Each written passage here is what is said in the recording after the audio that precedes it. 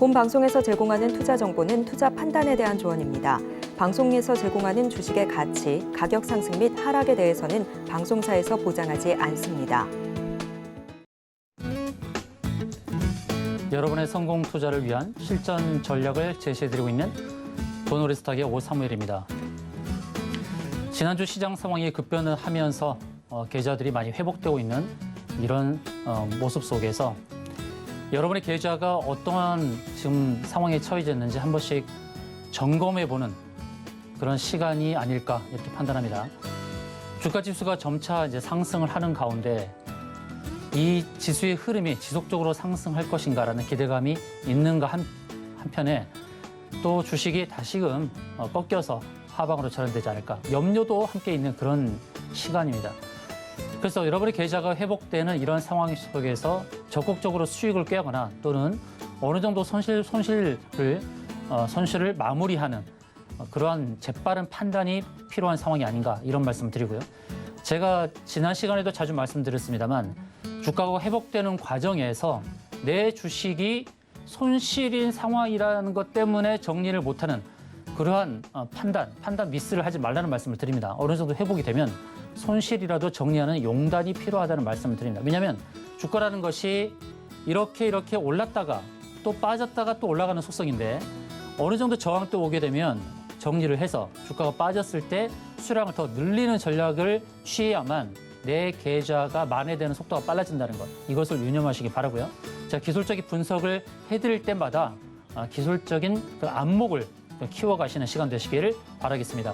여러분의 보유 종목에 대한 궁금증이 있다면 여러분의 종목에 대해서 종목명, 매수가 비중 이렇게 해서 전화 023153-1642 그리고 문자 샵 0082로 알려주시면 성심성의껏 진단을 해보도록 하겠습니다. 자, 지금부터 도노리스탁 시작하도록 하겠습니다.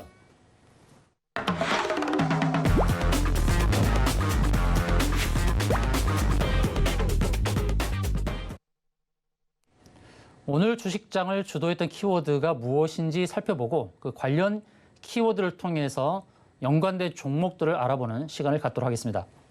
두 가지 키워드를 안내해 드리도록 하겠는데요. 첫 번째는 한미 정상회담, IRA법 논의, 그리고 두 번째는 빈살만 삼성 5G 기술 관심 이렇게 키워드를 잡아봤는데요. 첫 번째는 이제 한미 정상회담에서 바이든 미국 대통령과 IRA 관련해서 이제 변화 가능성 시사되는 이 부분을 좀 점검을 하고자 합니다. 자, IRA는 인플레이션 리덕션 액트라고 해서 인플레이션 감축에 대한 그런 정책의 이슈다라고 할 수 있겠는데 이 IRA 관련하여서 사실 이 한국 기업이 피해를 보는 상황이 대두가 됐단 말이죠. 전기차에 대한 그 보조 지원에서 우리나라가 빠진 이것 때문에 자동차 관련 대표 종목이 현대차와 기아가 상승하지 못하는 그런 어려움이 있었단 말이죠. 그런데 이제 미국에서 하원은 민주당이 뺏겼지만 상원에서 민주당이 장악하는 그러한 미국발 이제 호재일지 어떨지 모르겠지만 중요한 것은 불확실성이 해소되는 듯한 그런 부분이기 때문에 현대차와 기아 동반 상승하는 흐름이었습니다. 그래서 기술적으로 추가 상승의 여력이 있는지 아니면 상승에 있어서 제한점이 있는지 그 부분을 좀 살펴보고자 합니다. 그래서 불확실성 부분이 어느 정도 해소됐다는 것 때문에 이런 현대차와 기아가 오르긴 했는데요. 과연 이 IRA 이 논의를 통해서 우리 기업들도 역시 그 보조금의 혜택을 받을 수 있을지 그것에 대한 의문점은 분명히 있습니다. 그래서 기술적으로 한번 짚어보는 시간을 갖도록 하겠습니다. 현대차를 먼저 보도록 하겠는데요. 현대차가 오늘 장중에 4% 상승을 했습니다. 지난주도 어느 정도의 상승의 흐름을 보여주고 오늘 또 상승을 했습니다만 그러나 윗골이 닿는 그런 모습을 보였는데 여기서의 판단이 중요하죠. 일봉상에서 보게 되면 중장기 이평선이라 할 수 있는 60120, 240 이런 그 이평선까지는 도달하지 않았습니다. 그래서 일봉상에서 추가적인 상승 여론이 있다는 것이 확인이 되는 그런 상황인데 오늘은 그러면 왜 윗꼬리를 달았을까? 추가 상승의 여력이 보이는데도 불구하고 일봉상에서 윗꼬리 달았단 말이죠. 그래서 주봉을 또 봤더니 주봉을 보시면 주봉 차트입니다. 이게 주봉 차트인데 주봉에서는 이제 매물대를 소화하는 과정에서 주봉 역시 기준선이라는 저항, 여기 보시죠. 기준선이라는 저항. 이 회색 실선으로 표시되는 이 기준선. 이게 26개 캔들의 고점과 저점의 평균 자리입니다. 그 자리까지도 오지 않았어요. 그러니까 주봉에서도 역시 상승의 여력이 있다라는 것. 월봉에서는 어느 정도 저항이 체크가 되는 그런 상황이다라고 할 수 있는데, 자, 월봉 상황에서 보게 되면 이 월봉에서는 60월선 위로 올라섰고 또 120월선의 위로 이제 자리 잡으면서 뭔가 상승의 분위기를 만드는 그런 모습이지만, 그러나 어떤 저항이냐면 여러분 5월선이라는 저항이 있고 그다음에 전환선이라는 저항이 있는데 5월선은 5개월의 주가의 평균이고 전환선은 9개월 9개 캔들의 주가 고점과 저점의 평균이에요. 그런데 그 자리가 거의 일치하죠. 5월선과 전환선 자리. 5개월과 9개월인데 두 개의 저항이 비슷하다는 거예요. 18만 1,000원 정도 있는 자리. 그 자리가 저항으로 좀 작용하고 있는 그런 상황입니다. 그 강한 저항은 아닙니다. 그래서 일봉상에서 61선까지의 상승을 기대해 볼 수 있고 그 위로 보게 되면 또 121선과 241선 저항이 있죠. 그러니까 현대차는 조금 더 추가적인 상승의 여력은 있다라고 보시는 게 좋겠고요. 수급 상황에서 본다 그러면 오늘 외국인과 기관이 매수한 흔적이 있습니다. 제가 이전에는 현대차에 대해서 수급의 불균형이다라고 계속 말씀드렸던 것은 개인의 매수가 많이 집중되었기 때문이에요. 그런데 개인의 매물을 외국인과 기관이 받는 그런 모습들이 나오고 있습니다. 그래서 현대차는 추가적인 상승 여력이 있다라고 보시면 좋을 것 같고요. 다음 기아를 보겠습니다. 기아도 비슷하죠. 기아도 이평선 기준으로 봤을 때도 그 중장기 이평선까지 다가오지 못한 그런 모습이라는 거예요. 그래서 기아도 여전히 상승의 관점에서 더 볼 수 있다는 것입니다. 주봉에서도 마찬가지죠. 주봉에서도 마찬가지고 또 월봉도 마찬가지입니다. 일봉, 주봉, 월봉. 뭔가 어떤 선에 닿아야 저항으로 인식할 수 있는데 월봉에서도 보게 되면 상승의 여력이 있음이 좀 확인이 됩니다. 그러니까 현대차나 기아도 기술적으로 봤을 때도 그렇고 또 수급적인 면에서 그렇고 외국인과 기관이 오랜만에 쌍끌이 매수에 들어왔죠. 쌍끌이 매수가 집중되어 있는 이런 모습. 그리고 개인이 던져주고 있습니다. 물량을. 그래서 수급적인 면 그리고 이슈에 남아있는 부분들 그리고 기술적으로 봤을 때 상승의 여력이 어느 정도 보이는 이런 가운데 있기 때문에 섣부른 매도보다는 어느 정도의 저항대까지 감안해서 추가적인 상승을 노려보는 그런 전략이 유효하겠다라는 말씀을 드리겠습니다. 다음 키워드는 사우디 왕세자 빈살만이 17일 방한 예정인데요. 삼성의 기술 가운데 5G에 관심을 보인다라는 그런 내용이 나오면서 오늘 5G 중소형주가 급등하는 그런 모습을 보여주었습니다. 삼성 회장이 이재용 씨와 또 사우디 왕세자 빈살만 씨의 회동이 예견되어 있죠. 삼성의 기술은 여러 가지가 있습니다. 오늘은 5G입니다. 삼성의 기술 가운데 5G인데 그러면 또 대두되는 기술이 또 뭐가 있을까요? 이것도 염두를 해야 됩니다. 내일 제가 언급을 할 수 있는데요. 삼성의 기술 가운데 빈살만이 관심을 가질 만한 게 또 뭐가 있을까요? 앞서간 기술 중에서 자율주행도 있을 것이고 그리고 아주 큰 부분은 빌딩, 신기술이 적용된 빌딩을 짓는 데 있어서의 삼성의 기술, 바로 그런 부분들 한번 체크를 해야 될 것입니다. 오늘은 5G 관련주가 크게 올랐으니까 그 관련주들을 좀 살펴보고 추가 상승의 여력이 있는지 아니면 저항대 와서 내일 또 꺾이게 될 것인지에 대한 것을 한번 점검을 해보도록 하겠습니다. 먼저 이제 기가레인이라는 종목을 보도록 하겠는데 기가레인이 상한가를 시현했습니다. 아마 기가레인을 보유하신 분들은 정말 기가 차다라는 그런 표현들이 나왔을 거예요. 제 말이 맞죠? 기가레인 보유하신 분도 한번 손 들어보세요. 아마 굉장히 힘드셨을 겁니다. 왜 그러냐면 9월 달에 주가가 이렇게 급등을 했잖아요. 급등을 하고 그 다음에 꺾여서 물론 주가 지수가 9월 말에 하락을 한 것도 있지만 꺾이고 또 10월 달에도 꺾이고 계속 맥을 못 추는 흐름을 보여줬단 말이에요. 10월 달에 계속해서 횡보하는 흐름. 그러니까 이 주식 갖고 있는 분들은 기가 차다 이런 말이 계속 나올 말이죠. 근데 오늘은 정말 기똥차게 올랐습니다. 상한가를 시연했습니다. 자, 상한가를 시연한 이 자리를 보니까 매물이 많은 자리입니다. 지금 매물대 차트를 제가 표시를 했는데 매물이 굉장히 많죠. 왜 그렇겠습니까? 지난 7월부터 9월까지 횡보하는 이 기간 동안의 매물, 그 매물이 있는 자리에 도달했습니다. 그리고 그 자리에서 윗골이 달렸던 자리를 볼까요? 여기 6월 말에 한 번, 그리고 9월 중순에 한 번 이렇게 있어요. 윗골이 달린 자리. 오늘 상한가를 시연한 상황에서 이제 당황하지 마시고 보유하신 분들은 어떻게 대응을 해야 되는지 제가 안내를 드리겠습니다. 자, 윗골이 달린 두 개를 한번 연결해 볼게요. 이렇게 연결해 보면 어떻습니까? 연결해 보면 매물대를 통과하지만 위에서 내려오는 어떤 실선이 보이시죠? 위에서 내려오는 실선, 여기가 바로 241선이에요. 그러니까 왼편에 보이는 고점을 연결한 고점에서 그리고 241선 사이에서는 대응을 해야 됩니다.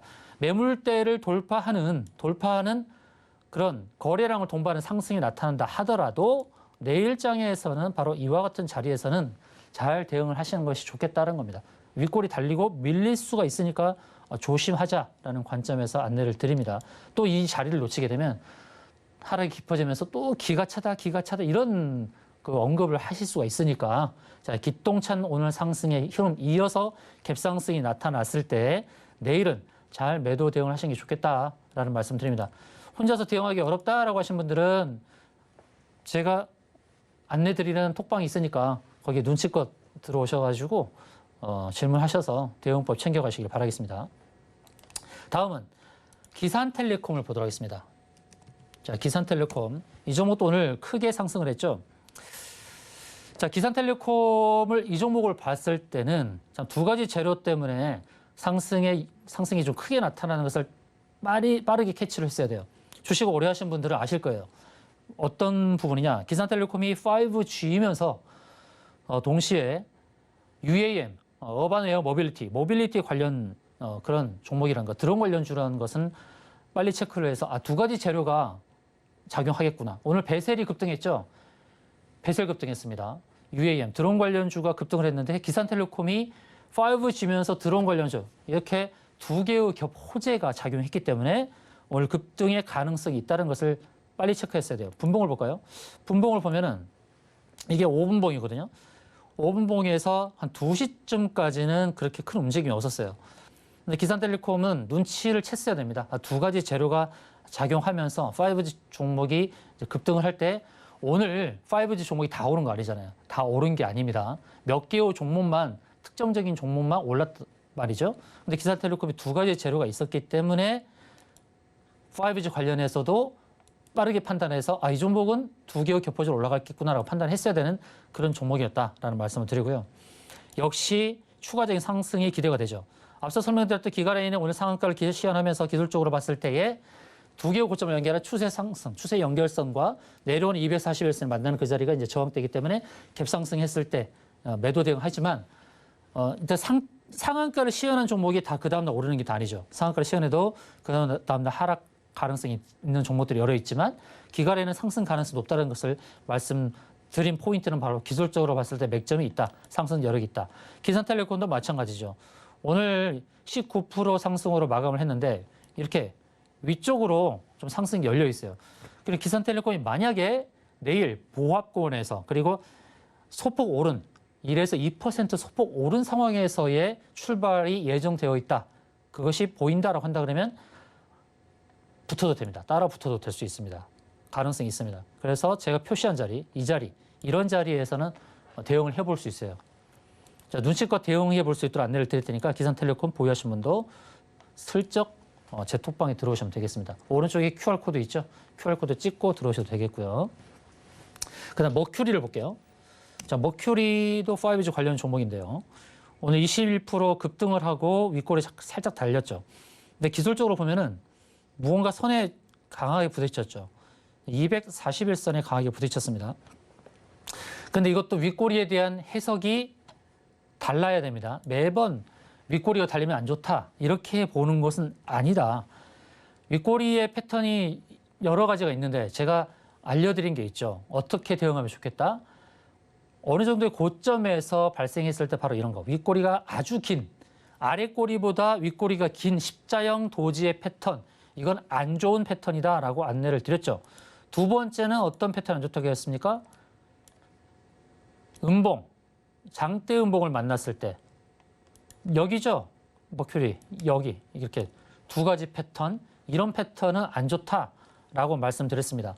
그러니까 윗꼬리가 길게 그리고 아래꼬리 살짝, 또 윗꼬리도 상당히 길게 달리면서 영망치형 패턴 안 좋다고 했죠. 캔들이 이렇게 만들어졌는데, 몸통이 만들어졌는데 위쪽으로 꼬리가 긴 거, 이런 패턴, 영망치형 패턴.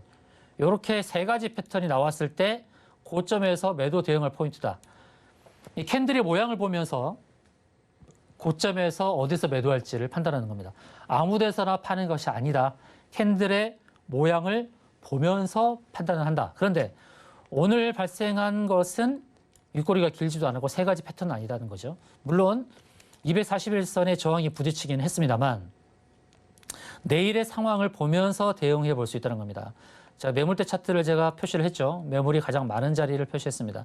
그래서 갭상승이 나왔을 때 기가레인과 기산텔레콤의 상승 여력을 제가 체크를 해드렸듯이 머큐리도 추가적인 상승의 여력은 있는데 매물대에 다가서는 이런 모습이었을 때는 매물대에서 좀 대응을 해보자라는 말씀 드립니다. 그래서 머큐리도 지속적으로 상승만 노릴 것이 아니라 어느 정도 자리에서는 끊는 전략으로 대응할 것을 안내해 드리겠습니다. 이러한 5G 관련 종목들, 또 여러분이 보유하시는 종목들 중에서 왜 내 5G 종목은 못 오르지?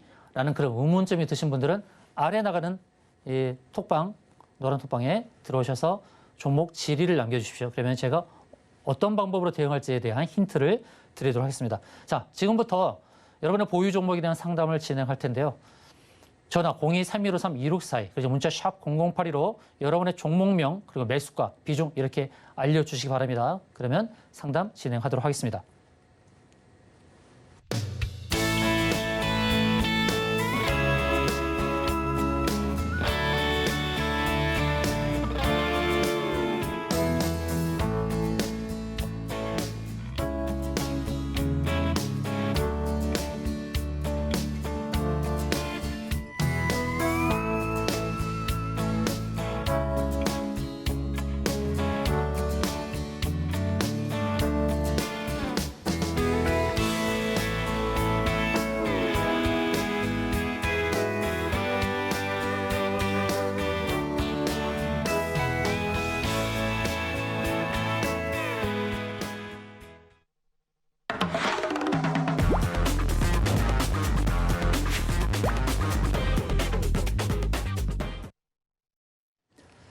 네, 종목 상담 진행하도록 하겠습니다.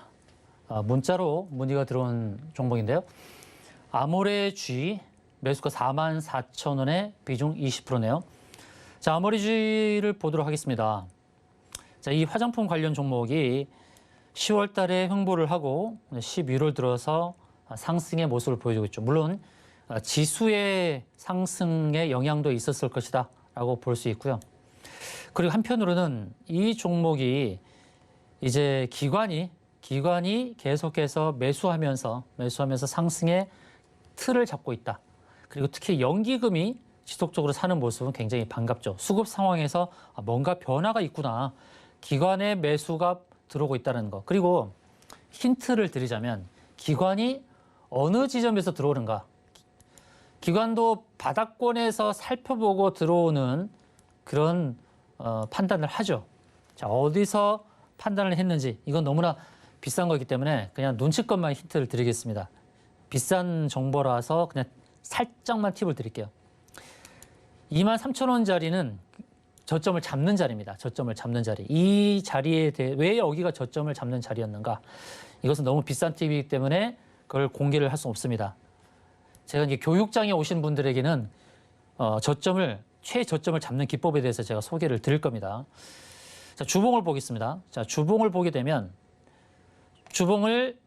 이제 주봉에서의 그 거래량을 속일 수 없다고 그랬죠. 거래량이 실체고 주가는 그림자입니다. 일봉상에서 잘 안 보이는 것은 특히 주봉을 보면 어느 정도 답이 보여요. 특히 거래량 관점에서 본다 그러면 거래량 관점에서 본다고 했을 때 일봉에서 안 보이는 것은 주봉에서 잘 보인다는 거예요.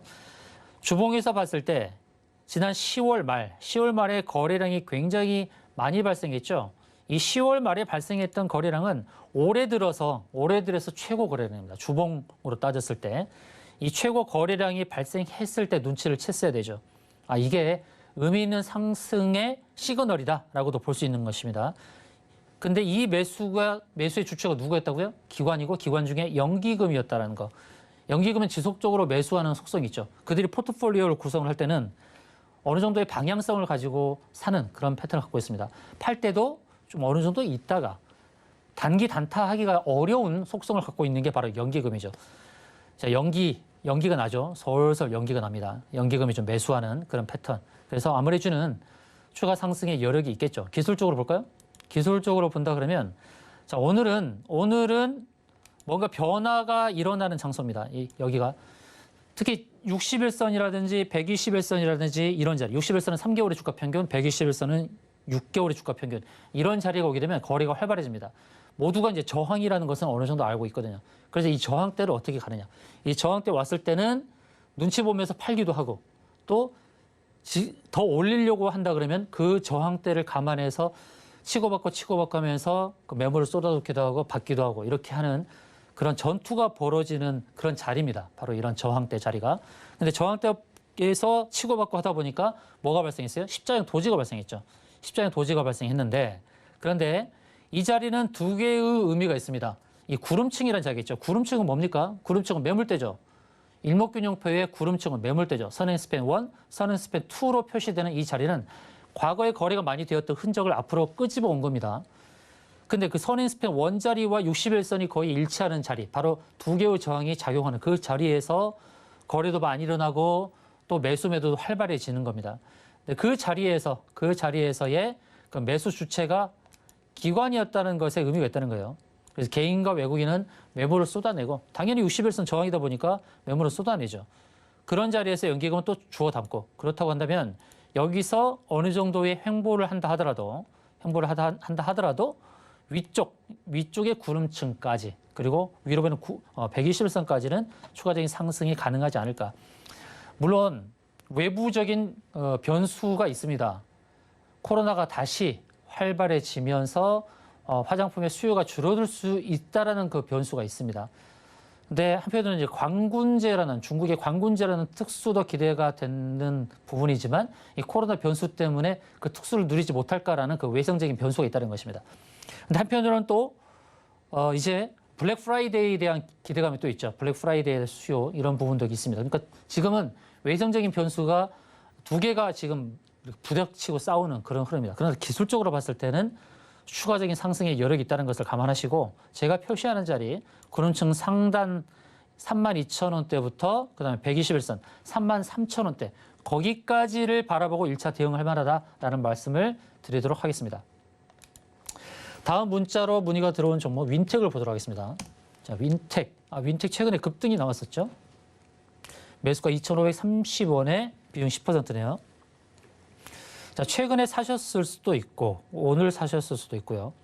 아니면 그 전에 샀다가 물렸다가 이제 상승한 상황에서 매도를 못 하셨을 수도 있고. 자, 두 가지 관점에서 한번 보죠. 윈텍을 이제 10월 이전에 사셔서 아니면 오래전부터 사셔서 물린 관점에서의 상승이 나온 그런 흐름이라고 한다 그러면 사실 지금은 1차 매도를 하는 게 원칙이었죠. 죄송합니다. 자, 1차 매도 대응했어야 될 그런 자리. 윈텍이 지금 현재 보이는 모습이 그렇다는 거고요. 주가라는 게 말이죠. 이런 게 있어요. 급등, 그다음에 눌림, 그다음에 다시 상승. 가장 좋은 패턴이 이런 N자형 패턴을 보여주는 이런 모습이죠. 이게 소위 이제 저는 급눌 패턴이라고 그러는데 급등 후 눌림 후에 2차 상승. 그러니까 이게 눌림이 언제까지 이어질까라는 부분이죠. 급등하고 지금 3일째 되는 이런 상황인데요. 자, 긍정적인 것은 이 눌림이 발생할 때의 거래량이 좀 줄어들고 있다는 것. 이것은 긍정적입니다. 그러면 여기서 이제 지지를 받는 흐름에 있어서 지지 작용이 하는 자리가 어디냐면 여기 241선이죠. 241선은 어떤 자리입니까? 1년 주가의 평균 자리죠. 1년 주가의 평균. 주가가요. 240일이라는 자리 그 밑에 있을 때는 주가 상승이 사실 힘들어요. 왜냐? 1년 동안에 매수했던 사람들이 평균적으로 다 손해를 보고 있는 자리죠. 그런데 이 241선 위로 돌파해서 눌렸다라고 한다 그러면 이제 여기서의 지지가 이루어진다고 했을 때는 한번 버텨볼 만하죠. 근데 제가 왜 오늘 매도 대응한 게 좋겠느냐? 눌림을 못 견딘다 그러면 매도하는 것이고 눌림을 견딜 수 있다 그러면 홀딩인데 이 기준이 이제 240일이라는 기준이란 거예요. 240일이 이제 2,470원대입니다. 오늘은 2,470원 위에 있죠. 그래서 이 기준을 놓고 여기를 무너뜨렸을 때는 확 빠질 수가 있다는 거예요. 색깔을 달리해야겠죠. 확 빠진다 그러면 파란색이 되겠죠. 이 기준을 지키지 못하고 확 빠진다? 이렇게 빠질 수 있다는 거예요. 그래서 저는 확인 작업이 필요하다. 그럼 여기서 이제 눌림이 241선까지 발생을 하고 그다음에 2차 상승이 나온다? 그러면 일봉을 보면 안 되죠. 일봉상에서는 위쪽으로 이렇게 가버리게 되면 매물대나 저항이 확인이 안 되니까. 그럼 주봉을 봅시다. 주봉을 보면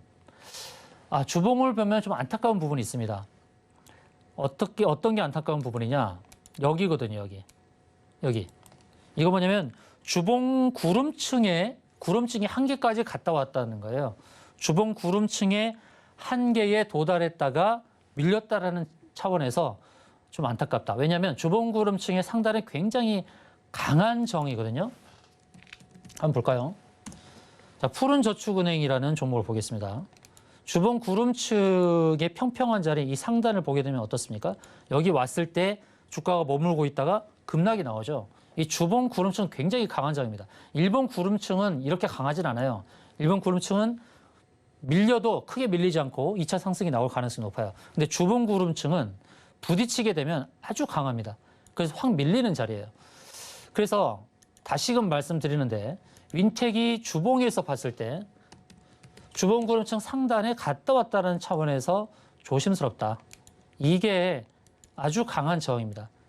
그래서 이 주봉 구름층을 한 번에 다시 도달하는 데까지 시간이 걸려요. 과거를 볼까요? 2021년도도 그랬죠. 여기 주봉 구름층 왔을 때 그 다음에 주가가 확 밀렸죠. 그 다음 다시 오는 데까지는 시간이 많이 걸렸죠. 한 3개월 걸렸습니다. 거기 또 갔더니 어떻게 돼요? 주가가 또 확 밀리죠. 자, 주가의 원리를 아시겠습니까?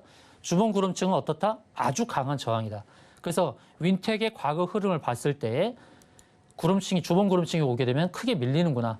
그런 차원에서 앞으로의 대응 기준점을 241선으로 보자. 여기서 지지를 좀 더 받는다 그러면, 받고 나서 상승이 나온다 그러면 상승도 제한적일 수 있다. 그래서 2,500원과 2,600원 사이에 다시금 들어 올려주는 상황이 된다 그러면 일단 정리 관점에서 안내를 드리고, 혹시 또 내일 개파락에서 241선부터 좀 더 멀어져가는 흐름이 나올 때도 빨리 정리하시기 바랍니다. 그렇지 않으면 또 급락이 나올 수 있으니까 이렇게 안내를 드리도록 하겠습니다. 다음 종목 보도록 하겠습니다. 대유플러스. 자, 자동차 부품 관련 종목이죠. 대유플러스는 실적주인데요. 실적에 대한 재평가를 받지 못하고 있죠. 작년도에 영업이익이 132억, 2분기에 132억. 작년도에 영업이익을 2분기에 다 달성한 그런 회사입니다.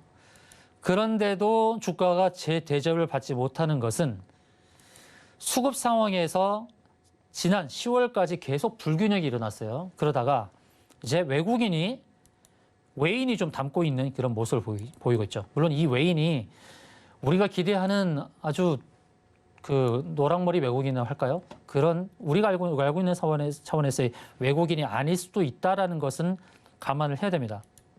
거래원을 봤을 때 여기 JP모간 서울이죠. JP모간 서울, 이거는 힌트를 드리겠습니다만 검은머리 외국인일 가능성이 굉장히 높습니다. 검은머리 외국인. 결국 뭐냐면 한국 사람일 가능성이 있다는 거예요. 그래서 이 외국인이라는 거 표시되는 것에 너무 기대치는 높이지 마시고 이들은 단기적인 속성을 가지고 치고 빠진다라는 것은 참고하시기 바랍니다. 그래서 이 외국인의 속성을 너무 믿지는 마시고요. 단기적인 대응이 유효하다고 말씀드립니다. 매수가 1,300원에 비중 20%인데요. 자, 기술적으로 본다 그러면 단기적인 상승 가능성이 있어 보인다는 것이죠. 그러면 최근 한 달 동안 담은 이 외인의 입장에서는 4억 정도를 담았는데 이들이 던지는 구간이 어딜까? 단기적으로는 바로 이 구간이 아닐까? 저는 이렇게 봅니다. 이 구간대는 이제 940원대, 940원에서 950원대가 됩니다.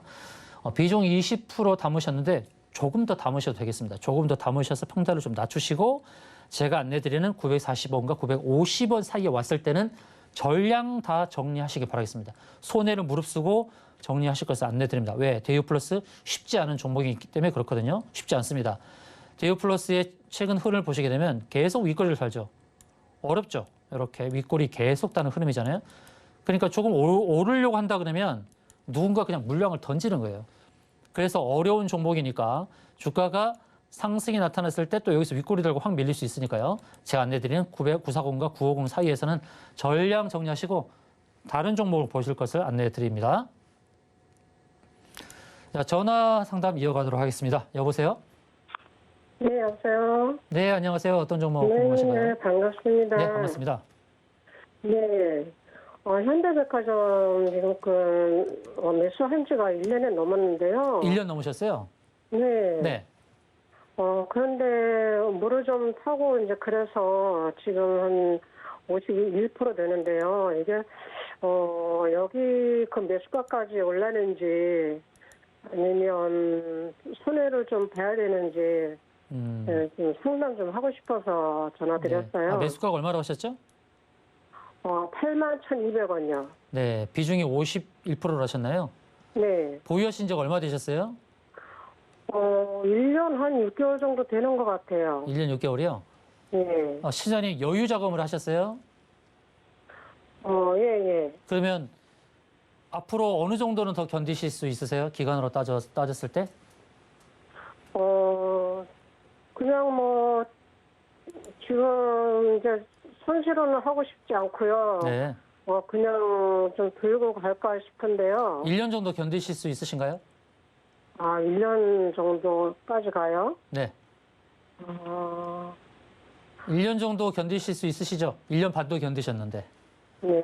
네. 그러면 그러면 지금 여기서 제가 추매를 해도 될까요? 자, 보겠습니다. 네. 자, 현대백화점은 작년도에 그래도 실적이 괜찮았거든요. 네. 작년도에. 실적의 흐름을 잠깐 볼게요. 재무적인 상황을. 네. 현대백화점의 지난 과거의 흐름을 보니까 일단 코로나가 발생했던 2020년도는 매출과 영업이익이 급감을 했다가 네. 작년도부터 서서히 이제 늘어나고 있죠. 그렇죠? 네. 추정 영업이익을 보니까 내년에 4천억대 그리고 내후년에 5천억대 굉장히 좋죠. 네. 그래서 실적을 봤을 때는 믿음을 가지시라는 겁니다. 내년과 내후년. 그래서 네. 제가 1년을 견디라고 말씀드린 것은 내년 말까지는 주가가 많이 회복될 것 같아서 말씀드리는 거예요. 이게 내년 말까지요? 내수 종목의 대표 종목이잖아요. 내수주에. 네. 자, 그래서 현대백화점은 내년과 내후년에 실적이 굉장히 더 좋아지니까 기대감을 갖고 가시라는 말씀이고요. 네. 그러면 주가가 왜 많이 빠졌을까요? 근데 코로나도 그렇고, 네. 그래서 좀 빠지지 자, 않았을까. 가장 큰 이유는 공매도거든요. 공매도. 공매도 네, 때문에. 공매도가 굉장히 많죠. 네. 공매도가 많은데 쇼 커버링이라 들어보셨죠? 쇼 커버링. 네네. 네, 공매도를 했던 것을 빨리 매수로 되갚는 그런 모습들이 연출되고 있습니다. 네. 여기 보이시나요? 네. 네, 외국인의 매수가 보이시죠? 네, 외인이 쇼 커버링과 더불어서 본격적인 매수를 하고 있다라는 측면에서 수급적인 거, 그다음에 재무적인 거 이렇게 안내를 드렸는데 이렇게 안내 드리니까 어때요? 좀 안심이 되시나요? 네, 안심 되시죠? 네네. 그러면 지금 단계에서 매수 괜찮은데요. 네. 그러나 조금 더 한번 제가 매수를 한번 잡아 드릴게요. 네. 지금 당장 하기보다는 56,000원대, 56,000원부터 57,000원 사이에 왔을 때 매수가 어떨까? 지금도 사도 괜찮긴 하지만 그래도 좀 더 싸게 사면 좋잖아요. 네. 싸게 사서 주식은 싸게 사서 비싸게 팔라는 격언이 있듯이 좀 더 싸게 살 수 있는 지점을 제가 잡아드렸고요.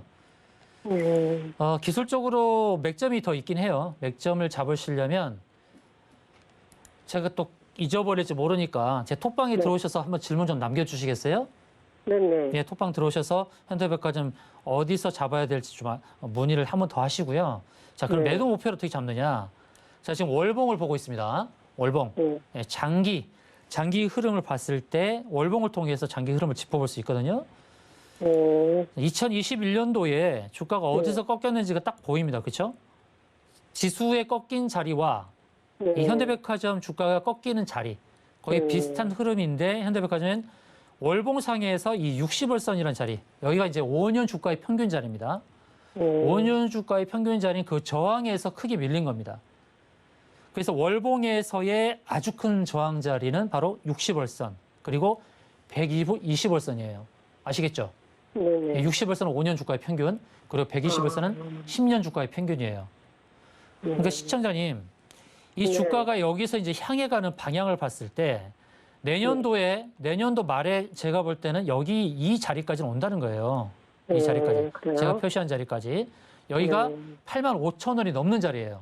아시겠습니까? 그러니까 네. 시청자님은 이익이 납니까? 손해가 납니까? 그럼 이익이 나죠. 이익이 나죠. 이익이 네. 나죠. 중장기 관점에서 제가 표시한 자리까지 저는 그렇게 보고 있는데 이거는 제가 안내드린 이 방송은 제가 지금 표시한 이것도 캡처해서 증거로 남겨놓으셔도 돼요. 네. 과연 그 자리 갈까? 제가 네. 내년 말로 좀 보는 겁니다. 내년 말까지. 네, 그러니까 내년 말까지요? 충분히 수익을 낼 수 있으니까 염려하지 네. 마시고 네. 매수 제가 안내드린 매수 자리에서 조금 더 매수하셔서 내년 말까지 길게 한번 끌고 가실 것을 권유드립니다. 네. 네. 네, 알겠습니다. 감사합니다. 다음 종목 상담 이어가도록 하겠습니다. 유튜브로 문의하신 종목인데요. 우리 최재님께서 문의를 해주셨는데 하나 시스템입니다. 자, 하나 시스템 문의 잘 주셨습니다. 매수가 11,700원에 비중 10%. 자, 하나 시스템 차트의 흐름을 보게 되면 뭔가 좀 안정적인 흐름이죠. 크게 위로 상승도 없고 그렇다고 급락도 없고 이렇게 안정적인 흐름을 보이는 거 굉장히 좋습니다. 어떻게 보면 이게 매집의 패턴이라고도 할 수 있죠. 이 매집의 패턴은요. 한 2개월 또는 3개월 동안에 가격의 변동이 크게 없어요. 가격의 변동이 크게 없고 그다음에 수급 상황에서 봤을 때 개인의 매수가 많이 일어나지 않는 게 좋습니다. 개인의 매수보다는 외국인과 기관이 좋겠죠. 외국인을 보니까 많이 샀죠. 한 달 동안에 116억을 샀습니다. 근데 이 116억을 사는 동안 기관의 매물이 좀 있었습니다. 기관의 매물을 외국인이 받아가는 모습입니다. 연기금은 포트폴리오 조정을 하면서 하나 시스템을 이제 넘겨주는 패턴인데요. 그러면 연기금은 수익을 봤을까요? 손해를 봤겠죠. 과거에 매수했던 것을 이 구간에 넘겨주고 있는 겁니다.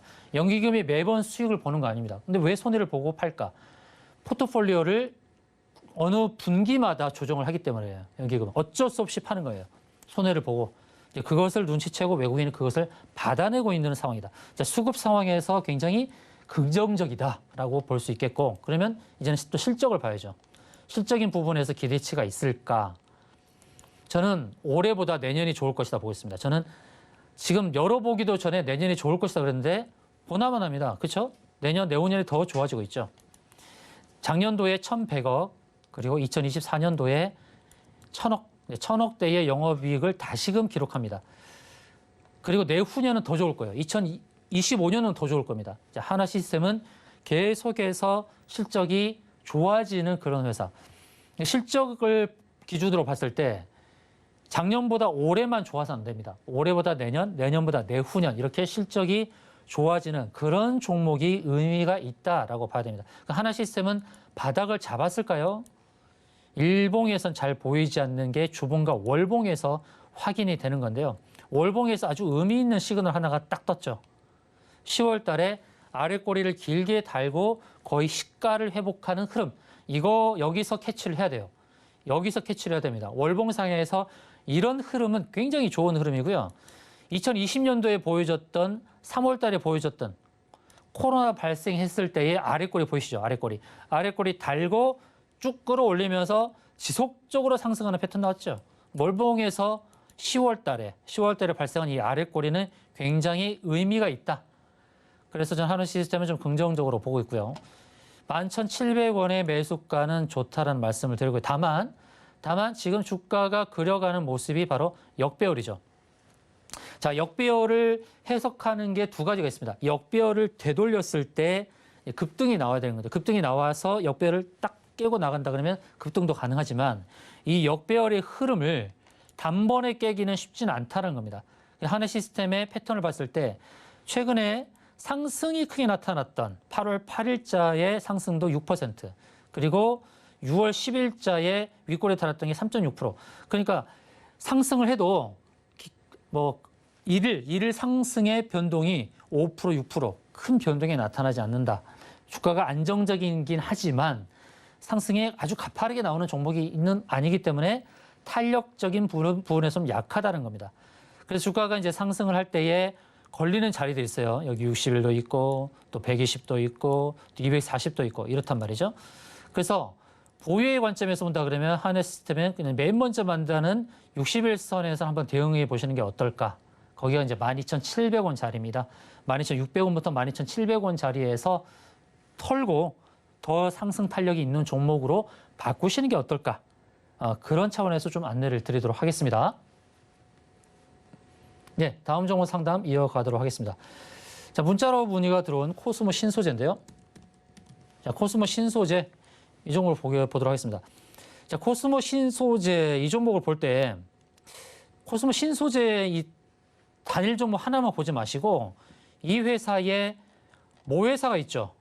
모회사 코스모 화학입니다. 코스모 화학의 29% 지분을 갖고 있잖아요. 주도하는 종목이 사실 코스모 화학이거든요. 자, 코스모 화학의 차트와 비슷하거든요. 코스모 화학이 9월 달에 급등을 하고 이렇게 눌림목이 발생하고 다시금 상승 이렇게 나타나는 패턴인데, 자, 중요한 건 뭐냐면 코스모 화학이 지금 있는 위치가 어디입니까? 있는 위치가 이 구름층의 위에 있죠. 구름층. 이 구름층이라는 것은 제가 매물대라고 말씀드렸죠. 구름층 아래에 있는 상황에서는 주가 상승이 더디게 움직입니다. 자, 코스모 화학이 이 구름층이라는 자리, 이 구름층의 자리 아래에 있을 때는 어떻습니까? 힘들죠. 주가의 흐름이 계속 눌리는 듯한 흐름. 그러다가 올해 들어서 3월 달에 어떤 의미 있는 시그널이 나오죠. 구름층 위로 올라오죠. 그렇죠? 구름층 위로 올라오면서 이제는 계속해서 구름층 위에서 움직입니다. 그러다가 잠깐 파고들기도 했습니다만, 10월 달에 파고들기도 했습니다만 다시금 구름층 위에 올라오죠. 그리고 정배열이죠. 정배열 60, 120, 240. 반대로 60, 120, 240. 이거 역배열이죠. 정배열을 만들면서 구름층 위에 있다. 그리고 61선 위에 있다. 코스모 화학이 긍정적이죠. 모회사인 코스모 화학을 먼저 보시고 그다음에 코스모 신소재를 보는 겁니다. 코스모 화학이 끌어줄 때 신소재도 끌려가는 겁니다. 근데 코스모 신소재 어떻습니까? 역시 정배열이고 구름층 위에 있다는 측면에서 긍정적이구나. 코스모 신소재 매수가가 66,100원에 비중이 30%네요. 딱 지금 종가죠. 66,100원이라고 했으니까 딱 그 종가의 자리 바로 여기입니다. 이 자리는 어떤 자리예요? 21선 위에 있죠. 21선 위에 있으면서 구름층 위에 있고 정배열 위에 있고 이런 종목을 참 찾아야 됩니다. 사실 정말 좋은 종목이죠. 그리고 수급을 봤을 때 수급 상황에서도 외국인과 기관의 매수가 있죠. 수급도 좋고 그리고 재무적인 거 좋고 재료적인 거 2차 전지 소재와 관련되어 있다라는 거, 코스모 화학과 코스모 신소재가 다 마찬가지로 2차 전지 소재와 관련되어 있고, 그다음에 실적을 봤을 때 영업이익은 좀 부진하지만, 자, 내년과 내후년 봅시다. 추정 영업이익 나왔는지. 자, 추정 영업이익을 봤을 때 딱 보이죠. 2024년도에 급격히 늘어나는 영업이익이 딱 보일 겁니다. 2025년도는 아직 여기서 보여지지 않지만 2025년도도 크게 늘어날 겁니다. 이런 차원에서 봤을 때 이제 소재 쪽, 2차 전지 소재와 관련된 이런 종목들은 추가 상승의 여력이 있다는 것입니다. 그러면 매도 목표를 어떻게 봐야 될까요? 자, 고점을 연결해서 이렇게 보시면 돼요. 이거는 파도를 타시면 되는 겁니다. 이렇게 연결해놓고 주봉에서 연결을 해놓고 오면 여기서 매도, 이걸 4848 전략이라거든요. 4848, 4989, 4989, 여기서 팔고, 또 눌러주면 사고, 또 팔고, 눌러주면 사고, 이렇게 팔고. 자, 4848 전략으로 추세선을 그어놓고 저점 매수, 고점 매도, 저점 매수, 고점 매도 이렇게 해서 쭉 내년 말까지 이어가시길 바라겠습니다. 예, 잠깐 쉬었다가 돌아오도록 하겠습니다.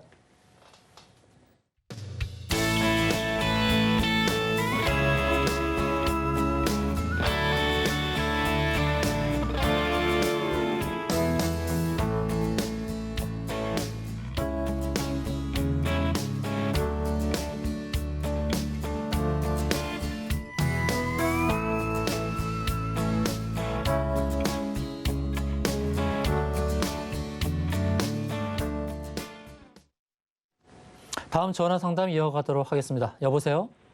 네, 대표님 고생이 많으십니다. 네, 안녕하세요. 반갑습니다. 어떤 종목 궁금하신가요?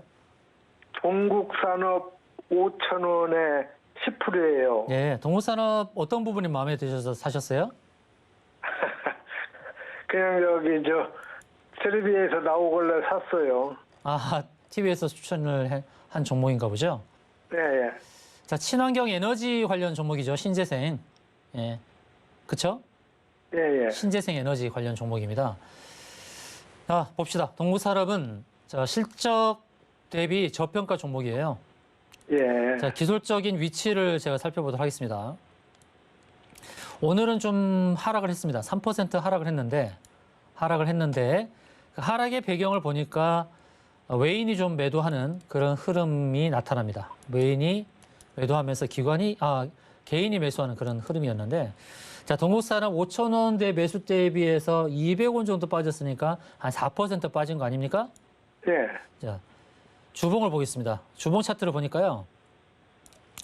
뭔가 지지받는 자리가 있습니다. 너무 염려하지 않으셔도 될 것 같은 게, 지금 기준선이라는 자리, 여기가 이제 26개 캔들의 평균 자리인데요. 여기를 좀 넘나들고 있어요. 지난번에는 이제 거기를 깼다가 넘어섰다가 이제 기준선에서 지지받는 이런 모습을 보이니까 주가가 지금 파도를 잘 타고 있습니다. 동국산업은 염려하지 않으셔도 되겠다. 기술적으로 봤을 때 지지받는 자리가 있고 그 자리에서 지지받는 속성을 보이고 있다는 겁니다. 근데 주가가 재미는 없습니다. 시청자님, 동국산업 예, 예. 재미가 없는 종목이에요. 예. 그래서 상승 탄력이 강한 종목은 아니니까 매도 목표를 한 5,300원 잡고 대응하시기 바랍니다. 5,300원이요? 네, 그 정도 선에서 대응하시는 게 좋겠다. 예. 주가가 밀리더라도 손절하지 마시고 매수 관점으로 보세요. 혹시라도 예. 주가가 4,500원 정도까지 밀린다 하더라도 4,500선에서는 추가 매수로 대응하시고요. 매도 목표는 얼마라고요? 매도 목표? 5,300원. 네, 맞습니다. 거기서 대응 잘 하시기 바라겠습니다. 예, 고맙습니다, 네, 대표님. 감사합니다. 다음 종목 문자 상담인가요? 예, 문자 상담 이어가겠습니다. 두산 에너빌리티 매수가가 19,000원에 비중 20%네요. 자, 두산 에너빌리티 제가 안내드리는 내용을 잘 들으시기 바랍니다. 잘 보시고요. 잘 들으시기 바랍니다. 자, 왜 제가 잘 들으라고 하냐면 두산 에너빌리티는 기술적인 맥점자를 딱딱딱 지키면서 가는 종목이에요. 그래서 말씀드리는 거예요. 재무적인 거, 재료적인 거 다 좋죠. 그렇지만은 기술적인 맥점을 잘 지키고 간다. 어떤 부분이냐? 주봉의 차트를 보세요. 주봉 차트를 보시게 되면 조금 올라오려고 한다 그러면 바로 이 추세선에서 딱딱딱 걸려요. 이렇게 올라오려고 하면 주가가 올라 치려면 여기서 부딪히죠. 그 다음에 또 올라오려고 하면 또 여기서 부딪히죠. 또 그 다음 올라오려고 하면 또 어디서 부딪혀요? 여기서 부딪히겠죠. 그러니까 매수가가 이제 19,000원인데 자, 19,000원인데 매도 목표를 보니까 주봉에서 보면은 19,000원대까지는 올 가능성이 있죠. 자, 일봉에서 보겠습니다. 일봉에서 보니까 뭔가 이제 저항대를 통과해 가는 과정 속에서 부딪히는 자리 바로 여기가 되겠죠. 여기. 구름층 상단과 더불어서 241선 부근이 되겠네요.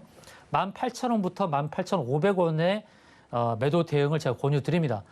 손해를 보지 않고 빠져나오려고 한다 그러면 지금 자리에서 17,000원 이하에서 조금 더 매수하시면 좋겠죠. 매수하셔서 매도 목표를 18,000원과 18,500원 잡고 대응하실 것을 안내 드리겠습니다. 다음 종목 상담 이어가도록 하겠습니다. 여보세요? 네, 안녕하세요. 네, 안녕하세요. 어떤 종목 궁금하신가요? 네, 중앙 에너비스고요. 네, 중앙에너비스 매수가 비중 알려주세요. 27,700원이 25%입니다. 27,700원에 25%. 언제쯤 사셨을까요? 이게 지금 한 달 보름 정도 된 것 같은데요. 한 달 보름이요. 시즌이 한 달 보름 됐다면은 11월 초에 딱 급등했을 때 매도를 못 하신 거죠? 10월 달에 사가지고 네.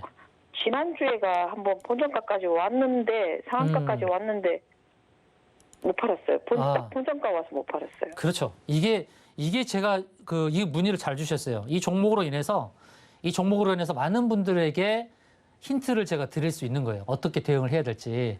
네. 중앙에더비스를 보유하신 시청자님 그리고 지금 문의해 주신 시청자님 비롯해서 또 개별적인 종목을 갖고 계신 분들에 대한 제가 일반론 관점에서 좀 안내를 드리도록 하겠습니다. 자, 중앙에더비스의 차트의 흐름을 보십시오. 중앙에더비스 차트의 흐름을 보시면 이 종목이 올해 상반기에 주가가 상승이 컸죠. 가장 네. 큰 이유는 전쟁 수혜 종목이기 때문에 그런 거 아닙니까? 그렇죠? 네. 예, 에너지 관련해서 주가가 꿈틀꿈틀하면서 상반기에 이렇게 떴어요. 이렇게 네. 급등이 나온단 말이에요. 급등이 나왔어요. 그 다음에 이제 주가가 눌리고 바닥에서 횡보를 한 다음에 여기서 횡보를 한 다음에 다시금 또 급등이 나오죠. 자, 이 급등이 나오는 이 패턴 속에서 우리가 대응을 어떻게 해야 되느냐? 중앙에더비스는 결론적으로 말씀드리면 급등이 나오고 연속적인 급등이 안 나오더라. 과거의 패턴을 보면서 대응을 해야 되는 거예요. 그래서 내가 매수한 가격이 안 왔다라는 것 때문에 급등에도 매도를 못하는 그런 속성이 있으시는데 그래서 제가 말씀드린 것은 급등의 속성이 나타났을 때 추가적인 상승이 나오느냐 또는 못 나오느냐 이것을 저항이라는 관점, 이 저항은 제가 여러 가지로 안내를 드리죠. 이평선, 또 일목균형표, 그다음 추세선, 또 자릿수, 피보나치 되돌림 이런 것들을 보면서 대응을 해줘야 됩니다. 왜 그러냐면 거기서 매도를 하잖아요. 내가 손해를 보더라도 그러면 주가가 눌렸을 때 매도했던 물량보다 눌렸을 때 수량을 더 늘릴 수가 있죠. 이해되시죠? 네. 내가 1000주를 갖고 있었는데 1000주를 고점에서 매도했다. 근데 주가가 20% 빠졌네. 그러면 1200주를 살 수 있는 겁니다. 그러다가 또 상승하면 또 팔고 또 밑에서 잡으면 이렇게 해야 계좌 회복이 빨라지는 거예요. 그래서 개별 보유 종목을 갖고 계신 모든 시청자님께 말씀드리는 것은 어느 정도 상승이 나타났는데 추가 상승의 여력이 없을 때는 빨리 매도하고 눌렸을 때 또 사고 4848 전략을 잘 해야 된다는 것입니다. 지금이 바로 그런 구간이에요. 지금 상황이. 왜? 제가 얼마 전에 추매를 하려다가 네. 잠깐 놓쳤더니 그날 갑자기 전쟁 이슈가 있어 그날 하루 이렇게 치고 또 쫙 빠지니까 네. 오늘날 또 이게 한번 올라갈 줄 알고 봤더니 잠깐 그러니까 장 시작하면 딱 튀고 중앙에너지션 알겠습니다. 빠져버리더라고요. 자, 그럼 제가 현실적인 대응법 안내드릴게요. 잘 보세요. 네, 네. 자, 중앙에더비스 보시면 이렇게 보시면 어때요? 뭔가 느낌이 오실 거예요. 그렇죠? 잘 보세요. 네. 여기가 정확하게 닿는 자리였죠. 그죠? 그다음 네. 여기가 정확하게 닿는 자리인 거 보이시죠? 그렇죠? 예. 보이시죠? 다음 걸리는 자리가 또 여기가 되는 거예요. 여기. 그 자리를 안내드리면 26,500원부터 26,800원. 아시겠습니까? 네. 26,500원부터 26,800원. 그 자리에 오게 되면 대응을 하세요. 아시겠죠? 네, 조금의 손해라도 팔고 나오시기 바랍니다. 그럼 지금 더 그렇죠. 이 가격이 좀 더 추매를 해도 상관없나요? 그렇죠. 지금 자리에서는 좀 사셔도 되죠. 지금 눌림의 자리가 나왔은 이 자리에선 좀 추매를 해서 어디서 팔라고요? 26,800원? 조금 낮게 26,500원. 500원? 예. 이런 이 추세 연결선에서 매도하는 이런 기법들은 제가 제 톡방에서 계속 안내를 드리니까 문의하신 시청자님이나 또는 여러 에너지, 신재생 에너지 관련된 종목들, 에너지 관련 종목들 매도 포인트 잡기를 원하시는 분들은 다 톡방에 들어오셔서 질문 남겨주시면 잡아드릴게요. 시청자님도 들어오세요. 아주 톡방에 들어가 있습니다. 아, 그렇습니까? 네. 그러면 다시금 질문 남겨주세요. 예, 그러면 매수가까지는 오기 힘들다는 얘기네요. 아니, 그러니까 지금 매수 24,000원대 매수를 하시면 평단을 낮출 수가 있잖아요. 네네. 한 26,000원대로 낮추셔가지고 매도 목표를 26500에서 26800 잡고 가시면 될 것 같아요. 그 네. 가격까지는 온다는 말이죠. 그렇죠. 예. 27,700원까지는 올리가. 쉽지 않을 것 같아요. 단기적으로는. 알겠습니다. 예, 톡방에서 한 번 더 질문 남겨주세요. 예, 고맙습니다. 네, 감사합니다.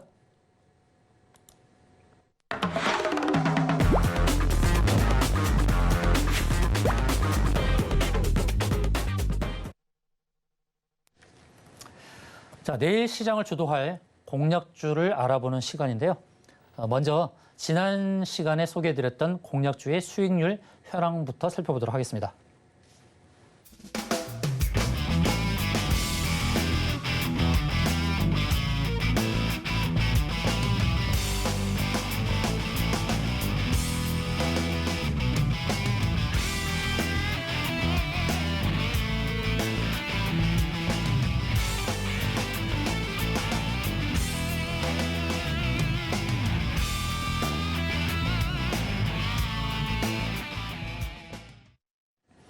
네, 도너리포트에서 공약주를 안내드렸던 이제 모든 종목들에 대해서 일단 다 정리를 했습니다. 지난주 월화 공약주를 안내드렸던 종목도 다 입절 완료를 했고 전체 종목 중에서 딱 한 종목만 손절을 했습니다.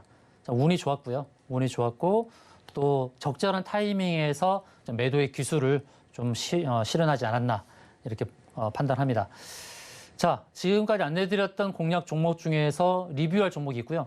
이 리뷰를 통해서 기술적으로 어떻게 분석하는지 여러분이 힌트를 얻으시고 기술적 분석하는 그런 방법도 좀 배우시길 바라겠습니다. 자, 10월 31일 공략주로 안내드렸던 인콘부터 한번 리뷰를 하도록 하겠는데요. 자, 인콘이라는 종목은 매수가 1,125원으로 안내드린 매수가 대비로 상승률이 4.8%가 나온 종목인데요. 인콘을 제가 공략주로 안내드렸던 것은 CCTV 관련하여서 이제 관제 솔루션 있죠. 관제 솔루션이 이게 수혜를 볼 것이다라는 기대감을 안내드렸고 익히 알고 있는 코콤 같은 종목들, 코맥스 관련 종목들, 그 종목들도 급등이 나왔었는데 인콘은 좀 상승이 좀 크게 나오지 않은 그런 아쉬움은 있습니다만 그래도 수익을 내고 나왔다는 측면에서 일단 괜찮았다라는 판단을 합니다. 자, 인콘의 흐름을 보시게 되면 그렇게 상승이 크게 나오지 않지만 심심찮게 급등이 나오기도 합니다. 지난 10월 18일자에 한번 급등이 나왔고 저는 10월 31일 말일자에 공략주를 안내드린 다음에 그다음에 그래도 완만한 상승을 이어가고 있다. 그런데 일단은 정리를 했습니다만 인콘은 여전히 매수 관점으로 유효하다는 말씀을 드리는 이유가 자, 윗골에 달렸던 여기서는 121선을 강하게 뚫고 내려왔죠. 이렇게 되면 다음 121선은 강한 저항일까요? 그렇지 않다는 겁니다. 한번 뚫고 온 그리고 거래가 많이 발생한 상황에서 121선을 한번 써먹었다면 한다면 그 다음 저항은 이제 241선 저항이 됩니다. 그래서 인코는 다시 상승의 여력이 있고 다음 목표 자리는 241선이 될 수 있다라는 측면에서 안내를 드리고요. 그 다음 오리콤을 리뷰하도록 하겠습니다. 자, 오리콤 종목은 매수가 7,200원 대비 상승률이 11.8% 나왔고 11월 7일자에 공략을 했죠. 제가 종목을 공략하는 자리가 거의 바닥권에 있는 종목을 많이 공략을 하잖아요. 근데 왜 오리콤을 이 자리에서 공략을 했을까요? 굳이 꼭 바닥에 있는 것만 종목을 공략을 할 것이 아니라 이제 매도 저항이 보이는 자리가 보인다 그러면 거기까지는 상승 여력이 있다는 겁니다. 제가 오리콤을 매수할 때부터 안내드렸던 자리가 여기 아닙니까? 여기까지는 올 가능성이 있습니다라고 안내를 드렸는데 그 자리를 오늘 달성했다는 겁니다. 그렇죠? 여기가 구름층이죠. 자, 두 가지의 말씀을 드리겠습니다. 어떤 종목 매물대인 구름층을 향해 가면서 만난다. 그러면 여기도 저항이죠. 저항인데 자, 왼편에 구름층이 있어요. 시청자님 보시는 관점에서 이쪽이 되겠죠. 이쪽에 구름층이 있어요. 주가는 이렇게 향해 가요. 향해 가다가 구름층이 만나는 여기서 여기가 저항이 되는 겁니다. 오리콤이 딱 그거잖아요. 지금 주가가 향해 가는 가운데에서의 여기서 구름층이 발생을 하고 있지 않으나 왼편 살짝 눈을 돌려봤더니 여기에 구름층이 있죠. 이것도 저항이냐? 네, 맞습니다. 여기도 저항이 되는 겁니다. 여러분에게 팁을 드리는 거예요. 주가가 향해 갈 때 만나는 구름층도 저항이요. 살짝 돌려봤을 때 저쪽에 있는 구름층도 역시 저항이 되는 거다. 그래서 오리콤은 오늘 저항대 어느 정도 도달했다. 그러면 주가가 눌릴 수 있으니 눌림목 관점을 보자. 그리고 눌림목 관점에서 매수를 하게 되면 또 주봉에서의 매도 타점을 잡을 수 있다라는 차원에서 차트에 대한 팁을 드렸습니다. 자, 다음 이노뎁입니다. 자, 이노뎁을 안내해 드렸던 것은 뭡니까? 이노뎁도 역시 인콘처럼 CCTV 관제탑 솔루션, 관제 솔루션에 대한 것으로 안내를 드렸죠. 그래서 이노뎁이 1차 상승이 나왔고 1차 상승이 크게 나왔죠. 그다음에 눌림목, 야, 이게 아까워요. 제가 톡방에도 그렇게 했거든요. 이노뎁을 놓쳤다. 이노뎁을 한 번 더 공략을 할 수 있는 타이밍이 왔는데 여기를 놓쳤다는 거예요. 그래서 주가라는 것은요. 제가 왜 4848 얘기합니까? 4848, 4989, 4988, 4848을 왜 얘기하냐면 주가라는 것이 한 번 올랐다고 수익 실현했어. 이렇게 그냥 파티만 벌일 게 아니라 눌렸을 때 한번 보자는 거예요. 눌렸을 때. 왜? N자형 패턴이 나오니까. 이노뎁이 딱 그 패턴이죠. 여기서 수익 실현했다고 그냥 좋아했다는 거예요. 눌렸을 때 샀어야 되는데 2차 상승 또 나오죠.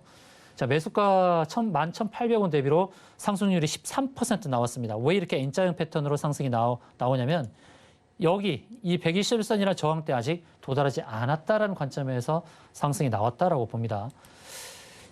자, 그 다음 눌리면은 또 사야 됩니다. 이노뎁은. 눌리면 또 사야 됩니다. 이것도 4848 전력으로 여기서 눌리면 또 사서 이제는 그 다음 또 크게 승부를 볼 자리가 또 있습니다. 이노뎁 역시 눌림목에서 매수 공략할 만하다라는 차원에서 안내를 드립니다. 다음, 지난주 화요일 날 공략을 했던 LB루셈. 상승률이 크게 나오진 않았지만 그래도 그냥 매도 정리를 한다라는 차원에서 안내 드립니다. 매수가 7,350원 대비로 상승률은 2.8%. 자, 지난 금요일 날 갭상승이 나왔죠. 갭상승이 나온 자리, 여기를 이제 저는 매도 포인트로 잡은 겁니다. 갭상승이 나왔기 때문에 주가라는 것이 계속 상승하면 좋지만 또 눌림목이 발생하기도 합니다. 그래서 갭상승이 나왔을 때 매도 전략으로 LB루셈은 제가 톡방에서도 매도하자고 안내를 드렸죠. 그런데 추가 상승 여력은 분명히 있죠. 여기 보이십니까? 121선 오지도 않았고 90선 상단도 오지 않았다. 과거의 흐름을 보니까 끼가 있구나. 보이십니까? 여기 급등의 끼가 있습니다. 그 다음에 눌림목 또 급등 나왔죠? 그 다음에 눌림목, 지금도 눌림목 상태입니다. 언젠가는 한 번 더 급등이 나올 수 있고 급등이 나오는 그 시점은 아마도 디스플레이 관련해서 특히 LG 디스플레이가 대장주죠. 디스플레이 관련 수혜 종목으로서 또다시 급등이 나오는 그런 타이밍이 언젠가는 있을 것입니다. 그렇지만 이제는 매도 관점에서 이제는 공략주를 안내드렸던 전 종목은 다 정리를 단 겁니다. 딱 한 종목, 손절 종목 포함해서 정리가 다 끝났고 다시금 이제 포트폴리오를 구성하는 시점에 이르렀습니다. 자, 지금부터 다시 또 하나씩 또 공략을 하면 되니까요. 도너리포트 공략주를 소개하도록 하겠습니다. 지금 공략주로 안내하려고 하는 종목은 역시 디스플레이 OLED 관련한 겁니다. 왜 자꾸 제가 상승 탄력이 강하게 나오지도 않는데 왜 자꾸 디스플레이를 건드리느냐.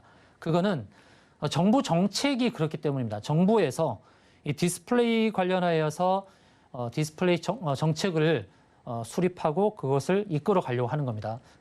전 세계에서 우리가 디스플레이 관련해서 선도를 하고 있죠. 특히 OLED 부분에서 그렇습니다. 정부가 밀어준다고 하는데 밀어준다고 한다 그러면 이쪽으로 우리가 한번 들여다봐야 되지 않겠습니까? 자, LB루셈의 상승이 좀 약하긴 했지만 그렇지만 언젠가는 상승할 것이다 기대감이 있고요. 자, 이 종목도 디스플레이 OLED 관련 종목인데 OLED 검사 장치를 제조하는 종목이고 그리고 두 가지 재료가 있습니다. 하나는 2차 전지 그리퍼를 양산하는 계획을 갖고 있습니다. 그 재무가 굉장히 탄탄합니다. LB루셈도 재무가 탄탄했죠. 이 종목도 재무가 탄탄합니다. 부채율이 18%, 유보율이 900%에 이르는 탄탄한 재무 구조가 굉장히 긍정적이다라는 차원에서 안내를 드립니다. 바로 어떤 종목이냐면 프로2000이라는 종목입니다. 자, 프로2000이라는 종목인데요. 제가 이제 종목을 선별하는 기준이 있죠. 종목을 발굴하는 기준이 있습니다. 재무, 재료, 수급, 그리고 기술적으로 바닥을 잡는 자리. 그 다음에 히든 재료가 있으면 더욱 좋고 이렇게 해서 5가지를 보죠. 또 한 가지를 더 보자면 과거 움직임에서 끼가 있는지 끼를 본다고 했죠. 자, 프로2000의 상황을 보니까 끼가 있죠. 상한가인가요? 이날 흐름을 보니까 굉장히 강한 상승을 보여줬는데 29.9 상한가를 갔네요. 상한가에 끼가 있고 그다음에 갭 상승을 했다.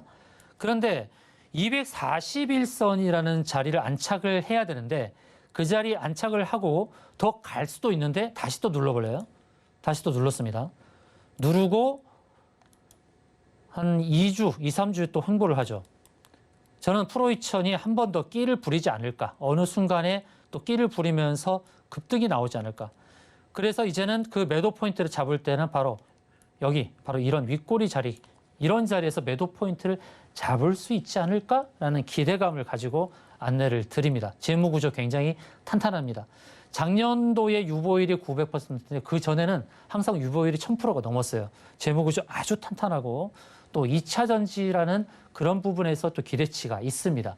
그래서 디스플레이 OLED, 그다음에 두 번째로 2차 전지 그리퍼를 양산하는 이런 부분에서 두 가지 재료, 이 두 가지 재료의 속성에서 또 언젠가 또 급등을 할지도 모르니까 공략하는 포인트는 한 2,400원 전후한 자리, 그리고 목표로 가는 자리 제가 힌트를 드립니다만 이 포인트 안내받기를 원하시는 분들은 제 노랑토방 들어오셔서 눈치껏 제가 드리는 시그널을 체크하시면 되겠습니다.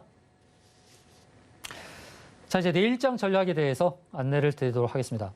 내일장 미국에서는요, 브레이너드 연준 부의장의 연설이 예정되어 있습니다. 자, CPI는 예측치보다 낮게 나왔죠.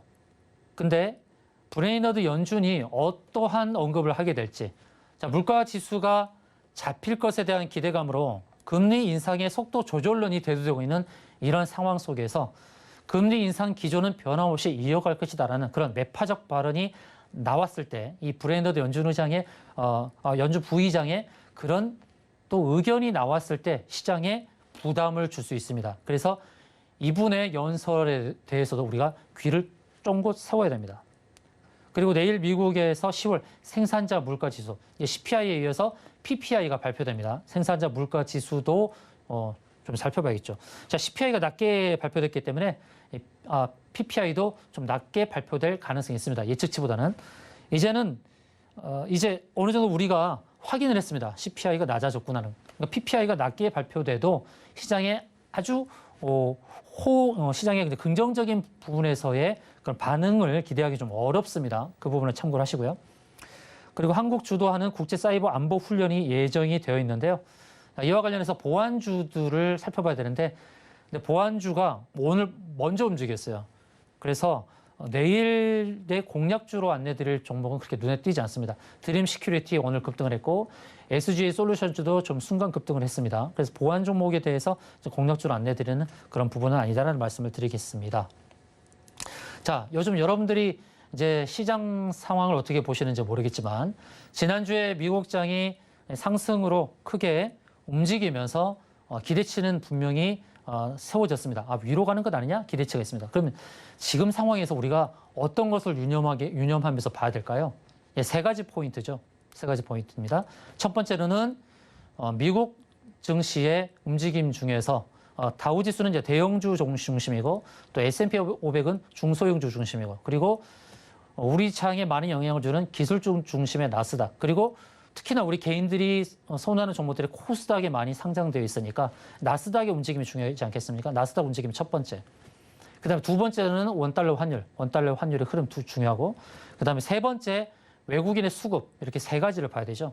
자, 외국인의 수급은 그냥 한눈에 볼 수 있으니까 놔두고 미국장 나스닥이 차트 하나, 그다음에 원달러 환율 차트 두 가지만 딱 보고 오늘의 스탁 마무리하도록 하겠습니다. 자, 미국 시장에서의 나스닥 차트를 잠깐 보도록 하겠습니다. 나스닥 차트에 이게 일봉입니다. 일봉 차트를 좀 보고 있는데 다우지수의 차트와 좀 다르죠. 다우지수는 이미 상승을 크게 하고 뭔가 이제는 조정이 나오지 않을까 뭔가 두려움이 있는 그런 자리까지 왔습니다. 근데 나스닥은 크게 상승하지 않았죠.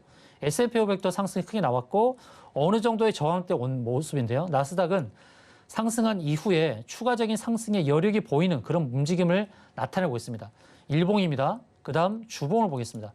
주봉을 봤을 때도 지난주에 장대 양봉을 만들면서 추가 상승의 여력은 보인다라고 하는데 자, 중요한 것은요. 방향성을 크게 나타내는 것은 일목균형표의 후행 스팬입니다. 후행 스팬에 대한 디테일한 내용은 지금 다 말씀드리기는 힘들고 자, 후행 스팬의 위치가 어딘지 보겠습니다. 바로 이 자리입니다. 후행 스팬이 가파르게 오르면서 어디에 부딪히고 있느냐? 바로 캔들이 부딪히고 있죠. 이렇게 캔들에 부딪히면은 여기서 기로에 서는 거예요. 이 캔들을 뚫고 갈까? 아니면 캔들을 부딪히고 빠질까? 이 기로에 서는 거거든요.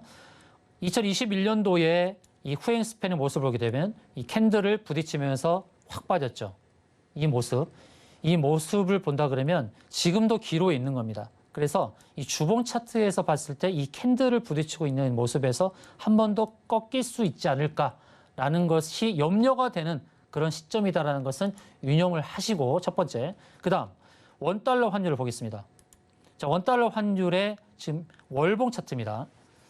일봉 주봉도 있는데 일봉에서는 이제 급격하게 하락하는 모습이 나타나고 있고요. 그리고 원달러 환율의 흐름에 대해서는 제가 톡방에 계신 모든 분들께 제가 계속 짚어드리고 있죠. 원달러 환율의 흐름에 대해서는.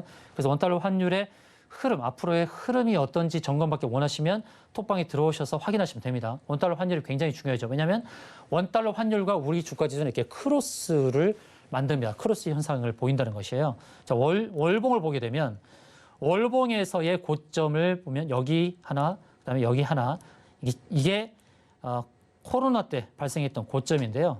고점을 한번 연결해 보겠습니다. 이 고점을 넘어섰었죠. 넘어섰다가 지금 자리가 어딘지를 제가 점검해 드리는 거예요. 지금 자리가 어떤 겁니까?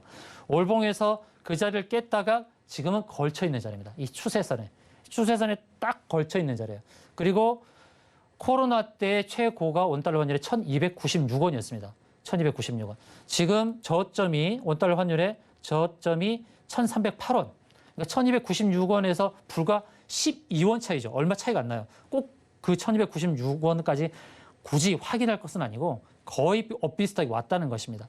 그러면 지금 월봉에서 봤을 때 이 추세 연결선 아래가 아니라 그 위에 있다는 거예요.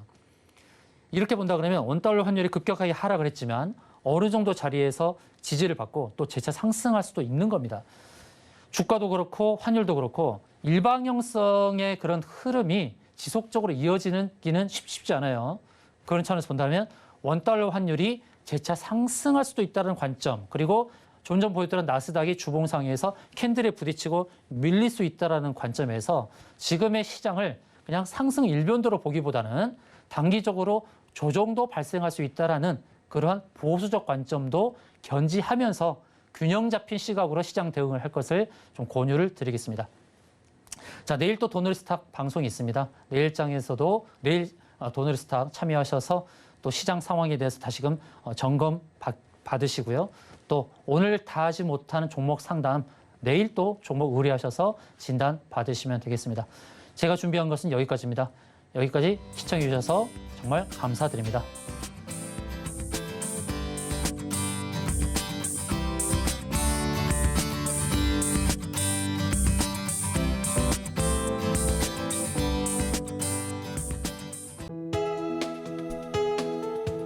본 방송에서 제공하는 투자 정보는 투자 판단에 대한 조언입니다.